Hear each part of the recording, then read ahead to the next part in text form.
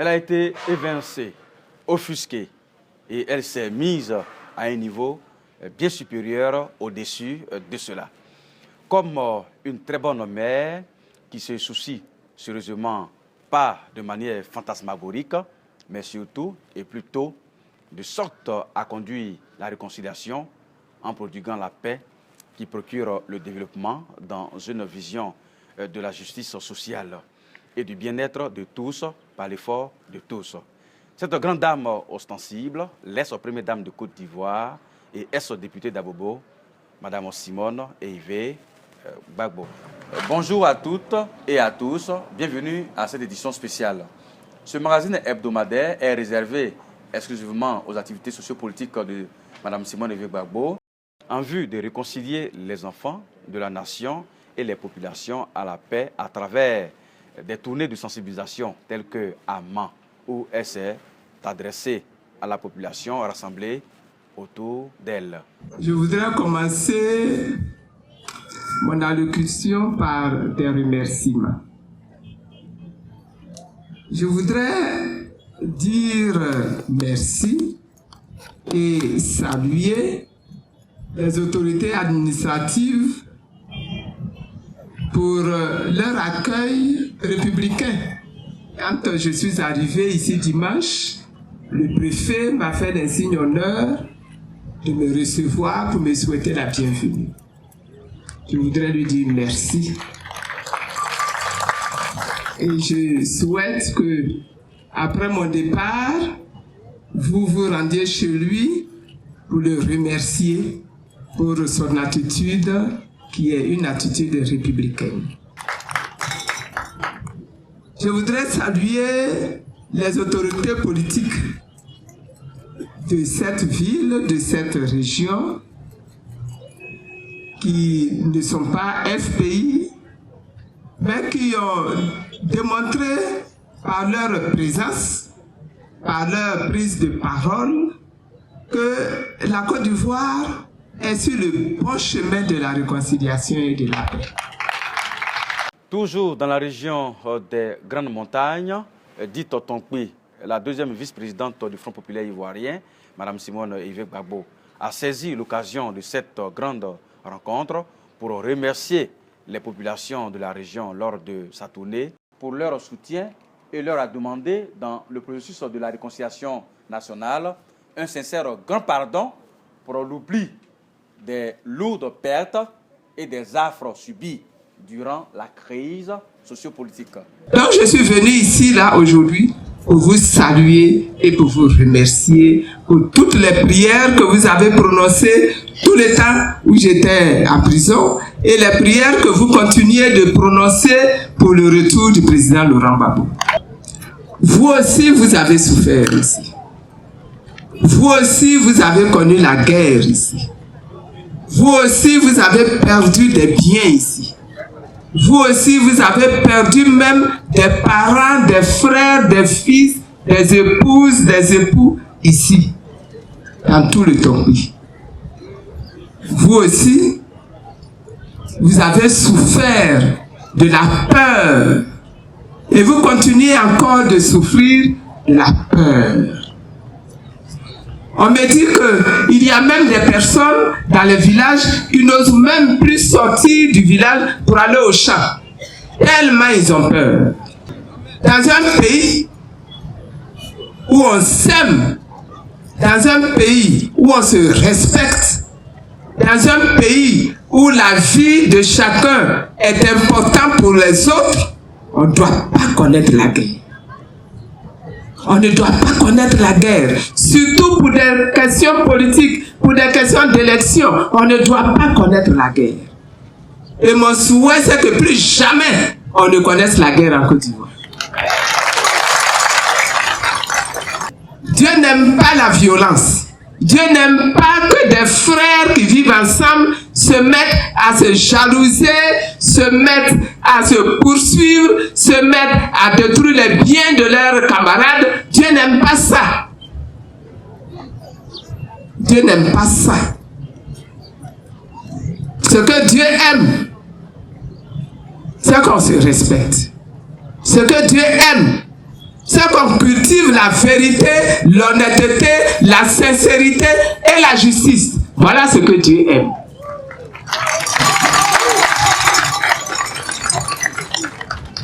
Et mon souhait, c'est qu'ici, le pays dans le Tongpi devienne le flambeau de la recherche de la justice, de la recherche de la paix, de la recherche de la réconciliation.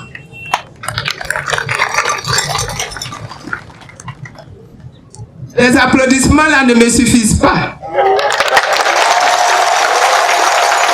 Je vais entendre que le pays Gan désormais est prêt à se lancer à la recherche de la justice, de la paix, de la réconciliation ici à Ma, dans tout le Tongpi, et qu'on en entende le retentissement jusqu'à Abidjan, jusqu'à Mossou, jusqu'à Boisseau, jusqu'à tout le bleu, mais également jusqu'à Gagnoa.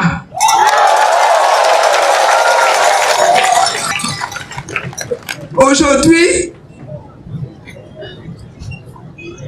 dans cette région du Tongpi, on n'ose même plus le soir sortir pour aller se promener.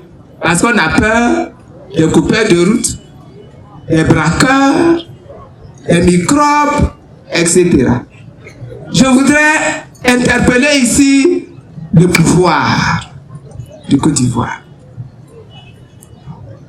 Le RHDP au pouvoir en Côte d'Ivoire et dire que c'est sa responsabilité. S'il y a le désordre ici, c'est sa responsabilité. S'il y a la violence, c'est sa responsabilité. Si les paysans se retrouvent sans leur terre, c'est sa responsabilité. Si les maisons des hommes et des femmes sont cassées, brisées, brûlées, pillées, c'est sa responsabilité.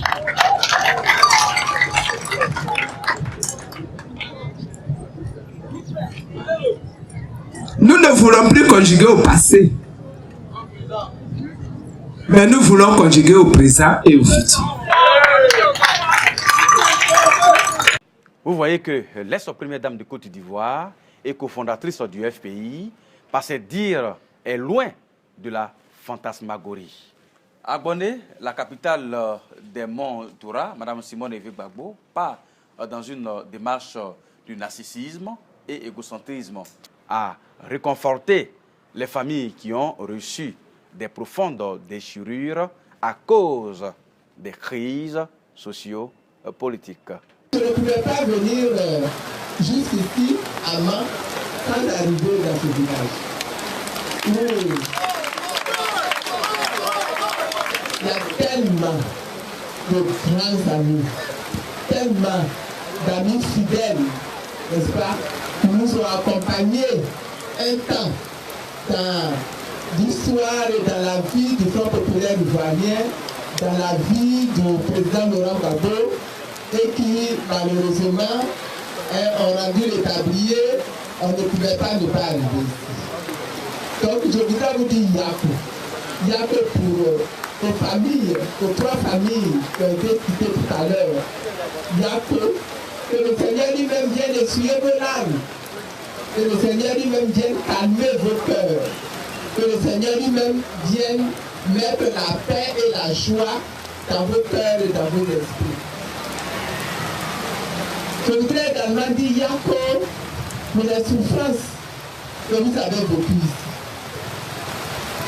C'est des souvenirs que je suis sûr que vous n'allez jamais oublier. À cause de concurrence politique à des élections, à cause d'une recherche du pouvoir, la politique a été transformée en guerre. Et il y a eu beaucoup de morts. Or, la mort, quand c'est arrivé, on ne peut plus rattraper. C'est comme de l'eau, quand c'est versé, on ne peut plus ramasser. Il y a que pour toutes ces morts. Il y a que pour toutes les souffrances. Simone Veil Gbagbo est sa première dame de Côte d'Ivoire, telle qu'un essuie-glace de l'Ouest à l'Est pour essuyer les larmes. Toujours avec le pardon pour la réconciliation, et cette fois-ci à Bondoukou, sans aucune circonlocution. On l'écoute. Aujourd'hui, nous ne regardons plus derrière, nous regardons devant nous. Parce qu'il y va encore de la force, de la sécurité, de l'intégrité de notre nation, de notre pays. Et donc nous ne regardons pas derrière nous, nous regardons devant. Et devant, ce que nous voyons là nous donne de l'espoir. Ce que nous voyons nous donne beaucoup d'espérance. Tout ce qu'il y a comme chagrin, comme amertume, comme rancœur, comme colère, idée de vengeance, que nous nous libérions de tout ça pour que la porte de Dieu là s'ouvre sur nos vies, que ça s'ouvre sur notre nation et que ça commence déjà, avant même que Paco Laurent n'arrive ici, que ça commence déjà à déverser toutes les bénédictions pour que le prix de l'anacarde, le prix du café, le prix du cacao, que tout ça soit touché par la grâce de Dieu. Dans le 108, précisément à Boisseau, la première dame, Mme Simone Veil Gbagbo, devant la population de cette région, a encore lancé un appel au gouvernement de procéder à une réforme approfondie et non hermétique de la commission électorale indépendante pour une élection sans violence. Nous sommes en ce moment-ci à un moment extrêmement important. Nous avons des élections qui pointent du nez. Et comme Jérusalem, quand Néhémie est arrivé, la Côte d'Ivoire est dans la tourmente à cause des élections. La CEI est brinque-ballante.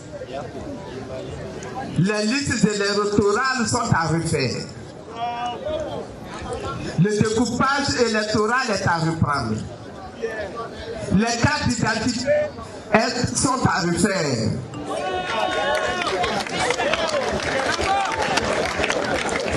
Même les RGPH qui va être lancé, mais les bases ne sont pas des bases consensuelles.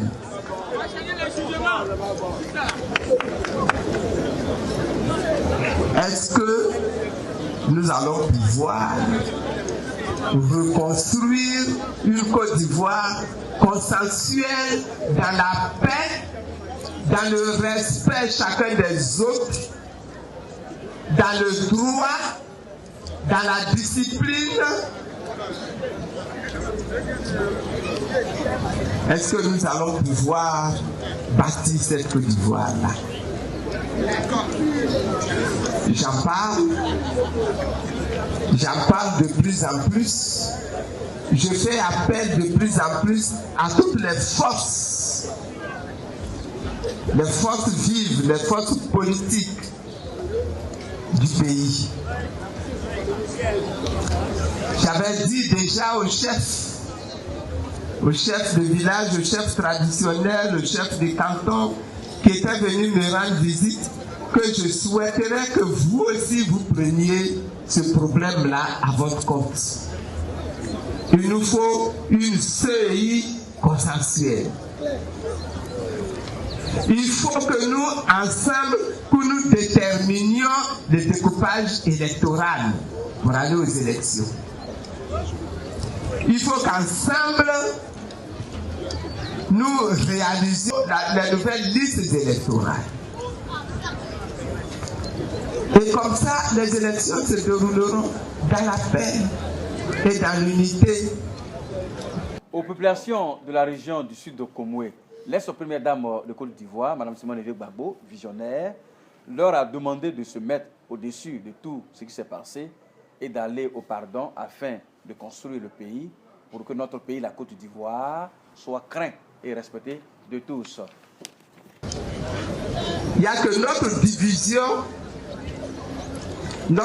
division profite à ceux qui convoitent notre pays et qui veulent prendre notre pays.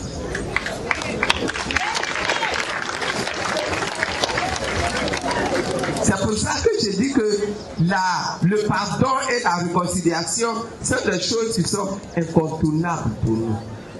Chacun a un poste pour rebâtir les murailles devant sa porte.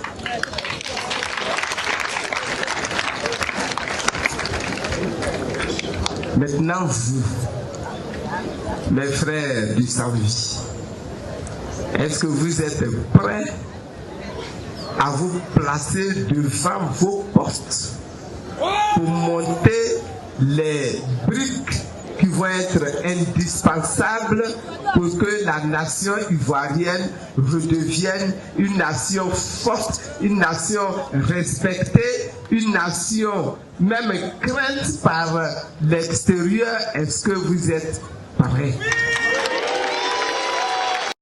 L'ex-première dame de notre pays, la Côte d'Ivoire, Mme Simone Evé Gbagbo, deuxième vice-présidente du FPI, était le jeudi 19 décembre dernier à la place Kadjo à Mangwa de Bonoa pour assister à l'intronisation de Venance Kakou Miessan, nouveau roi des Abourés et Yvé de cette localité.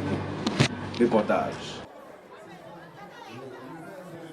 La deuxième vice-présidente du Fonds populaire ivoirien, Mme Simone Evé Gbagbo, était ce jeudi 19 décembre 2019 à la place Kadjo à Mangwa de Bonoa pour assister à l'intronisation de Venance Kakou Miessan, nouveau roi des Abourés et Yvé de cette localité.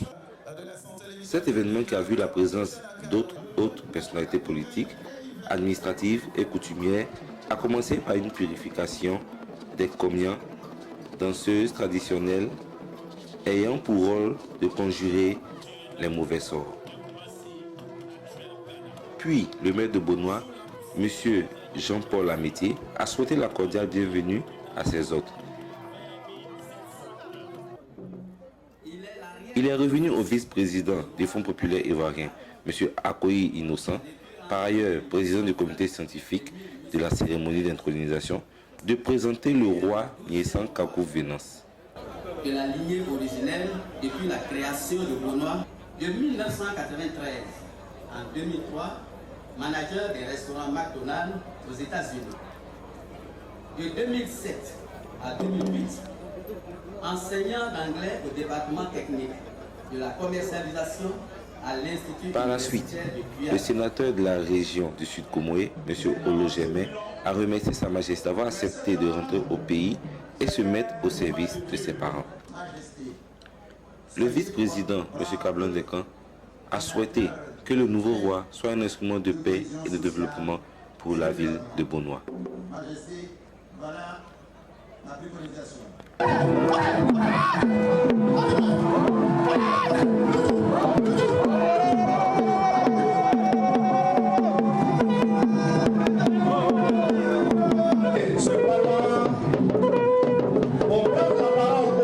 Le 22e roi de Bonoa a reçu en présence des autorités un arrêté de nomination des mains de M. Gabin Kassi Amankou, préfet du département de Grand Bassam. Notons que Miessan Kakou Venance remplace Nana Aka, décédé depuis 2005. Madame Simone Evé Gbagbo a reçu jeudi 19 décembre 2019 une délégation de Diegonefla, localité située dans la région du Gor. Et cette importante délégation conduite par Mme Sieto Tanon Thérèse est venue solliciter l'aide de l'ex-première dame, Mme Simone Evé Gbagbo, pour l'implantation d'une unité de transformation de manioc dans leur localité. Coin du bonheur, Mme Simone Evé Gbagbo, deuxième vice-présidente du FPI, était le samedi 14 décembre dernier à la tête d'une forte délégation de son parti en toute convivialité au mariage du fils de l'ancien ministre Émile Guiréoulou. C'est la fin de cette édition spéciale merci de nous avoir suivis. On se retrouve dans une semaine pour une nouvelle édition. Bonne fête de fin d'année à toutes et à tous. Au revoir.